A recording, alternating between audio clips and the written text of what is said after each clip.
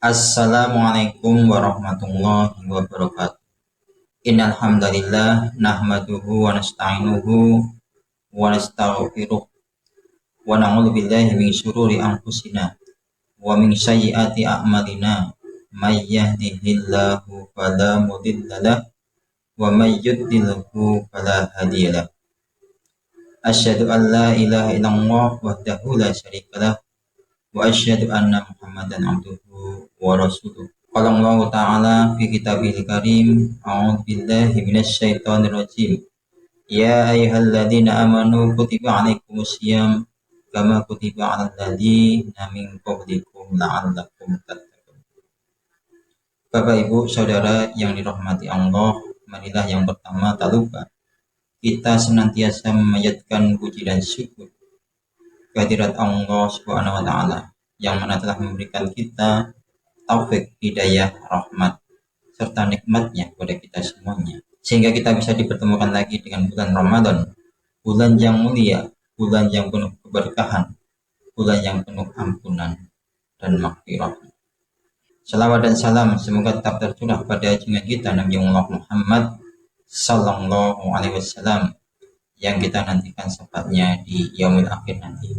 Bapak Ibu Saudara yang dirahmati Allah, puasa Ramadan merupakan ibadah istimewa yang akan dinilai langsung oleh Allah Subhanahu wa taala. Maka pahala puasa tidak terbatas pada 10 sampai 700 kali lipat. Pahala puasa bisa tak terbatas sebagaimana sabda Rasulullah SAW, kullu amali ibnu Adam yudha'afu hasanatu asru amsalihha ila sab'i mi'atin dhifin. Qala Allahu azza wa jalla ila sawmi fa innahu li wa ana ajaji bihi. Yang artinya setiap amal anak Adam dilipat gandakan. Satu kebaikan dibalas dengan 10 kebaikan yang serupa sampai 700 kali lipat. Allah azza wa jalla berfirman, kecuali puasa, sesungguhnya puasa itu untuk dan aku sendiri yang akan membalasnya. Hadis riwayat Muslim. Dengan demikian nilai puasa di sisi Allah akan sangat bergantung pada kualitasnya. Semakin puasa berkualitas, semakin tinggi nilainya di sisi Allah. Sebaliknya, puasa yang kualitasnya sekedar menahan lapar dan haus, ia tidak bernilai apa-apa di sisinya. Persis seperti sabda Nabi, rubba syaimun laisa lahu min siyamihi illa ju', yang artinya betapa banyak orang yang berpuasa tapi tidak mendapatkan apa-apa baginya kecuali rasa lapar. Hadis riwayat An-Nasai. Bapak Ibu yang dirahmati Allah, mengerjakan amal yang dengan optimal dan berusaha mendapatkan kualitas tertinggi adalah sebuah keharusan. Inilah mengapa Dr. Mustafa di Al-Bugho dan Muhyiddin dalam Al-Wafa saat menjelaskan hadis innallaha katabal ihsana ala kulli syai', yang artinya sesungguhnya Allah mewajibkan berlaku ihsan dalam segala hal. Hadis riwayat Muslim. Beliau berdua mengatakan hadis ini merupakan nas atau dalil yang menunjukkan keharusan berlaku ihsan. Ihsan yaitu dengan melakukan suatu perbuatan dengan baik dan secara maksimal. Demikian pula dengan puasa, marilah kita tunaikan puasa kita dengan sebaik-baiknya sehingga ia benar-benar menjadi puasa yang berkualitas. Bapak Ibu yang dirahmati Allah, lalu bagaimana caranya agar puasa kita berkualitas? Yang pertama, agar berkualitas puasa kita harus ikhlas. Tak hanya puasa, bahkan seluruh amal akan ditentukan niat yang menjadi syarat diterimanya amal ini. Kemudian keutamaan puasa Ramadan berupa ampunan atas dosa-dosa yang telah lalu juga hanya diberikan kepada orang yang puasanya dilandasi dengan keikhlasan.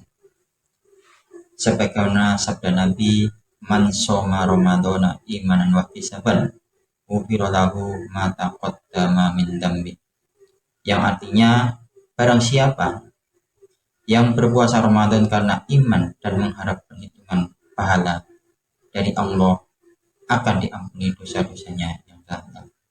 Hadis riwayat muttafaqun alaih. Bapak Ibu yang dirahmati Allah, kemudian yang kedua, puasa itu harus sah. Artinya kita harus meninggalkan hal-hal yang membatalkan puasa, yakni yang pertama, makan atau minum dengan sengaja. Tetapi jika seorang makan dan minum dalam keadaan lupa, maka itu tidak membatalkan puasanya. Sebagaimana sabda Nabi yang artinya, barang siapa yang lupa padahal ia berpuasa, lalu ia makan atau minum, hendaknya ia meneruskan puasanya.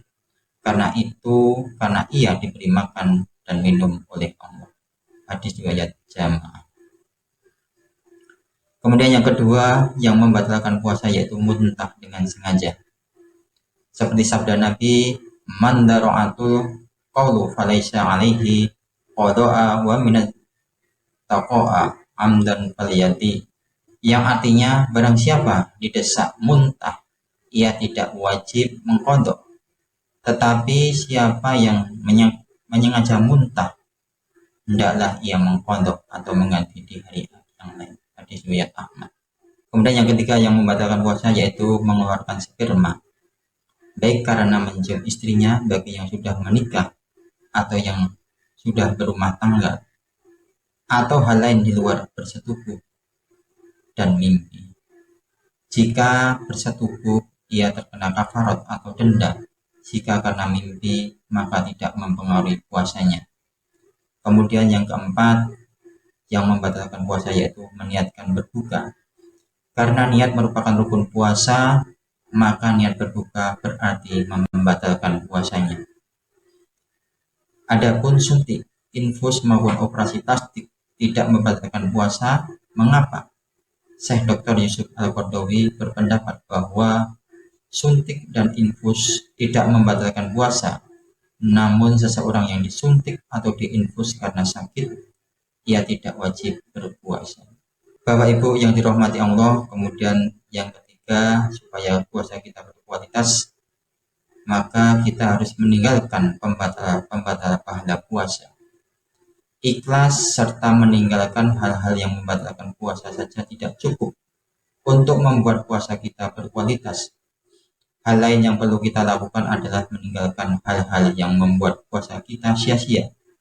Meninggalkan hal-hal yang menjadi pembatal pahala puasa, seperti sabda Nabi, rumba so'imun laisa lahu min siyamihi ilaju. Betapa banyak orang yang berpuasa tapi tidak mendapatkan apa-apa baginya kecuali rasa lapar. Hadis riwayat An-Nasai. Bapak Ibu rahimakumullah, kemudian caranya bagaimana? Caranya adalah dengan menjauhi apa yang Allah haramkan.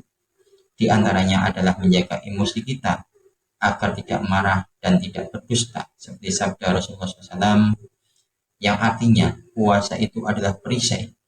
Maka barang siapa sedang berpuasa, janganlah berkata keji dan mengumpat. Jika seseorang mencela atau mengajaknya bertengkar, hendaklah ia mengatakan, aku sedang berpuasa, ana shaimun.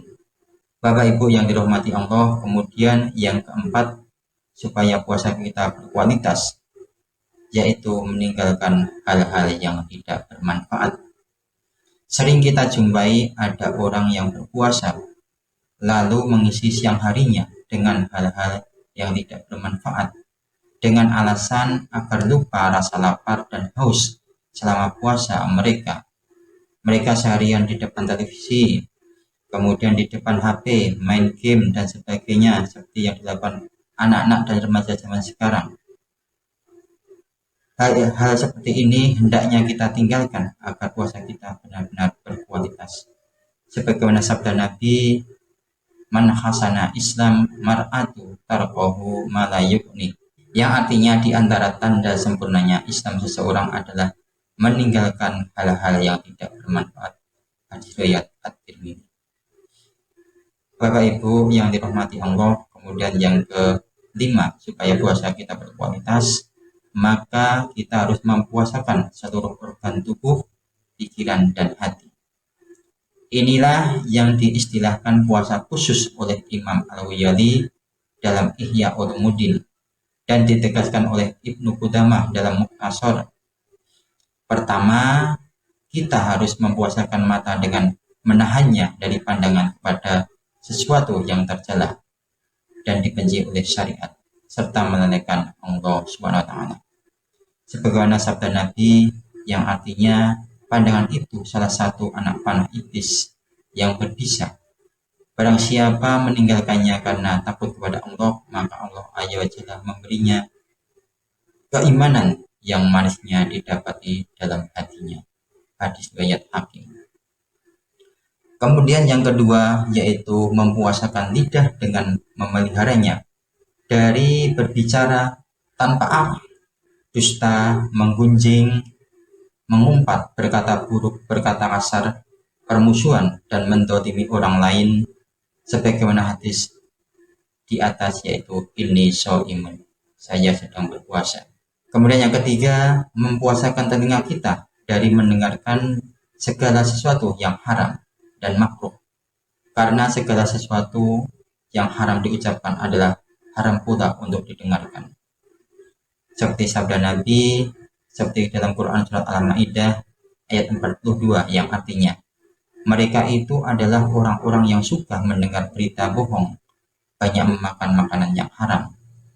Kemudian yang keempat, mempuasakan tangan kita dari mendolimi orang lain, mengambil sesuatu yang bukan haknya, serta melakukan perbuatan yang dilarang oleh syariat. Kemudian yang keenam, mempuasakan hati dari penyakit-penyakit ruhiyah seperti dengki, iri, marah, kecintaan pada dunia, dan sebagainya. Sebagaimana sabda Nabi yang berbunyi, la tabawadu, wa la tahasanu, wa la tahasadu, la tadabaru, wa kunu ibadallahi ikhwana, yang artinya, janganlah kamu saling membenci, saling memutus hubungan, saling mendengki, dan saling bermusuhan. Jadilah kalian hamba-hamba Allah yang bersaudara. Hadis riwayat Bukhari.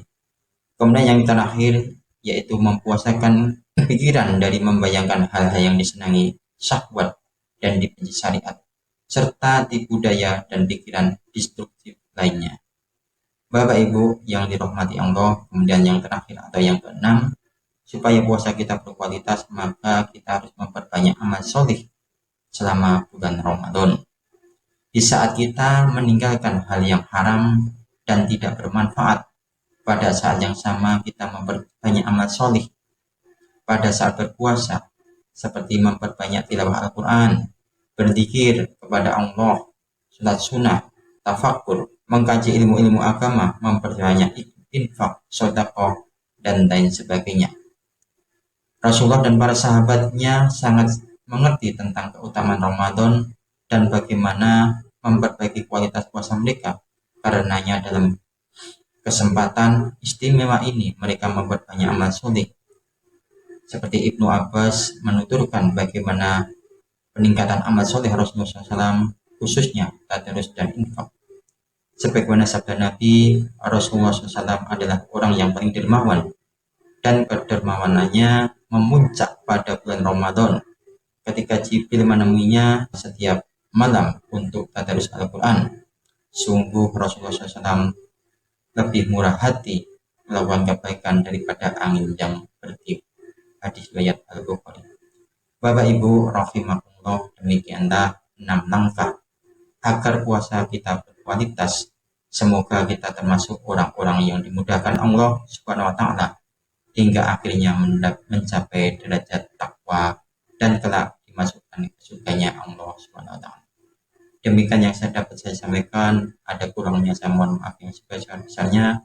Semoga bermanfaat khususnya untuk pribadi saya dan untuk Bapak Ibu semuanya. Akhirul kalam, bila taufiq wal hidayah. Wassalamualaikum warahmatullahi wabarakatuh.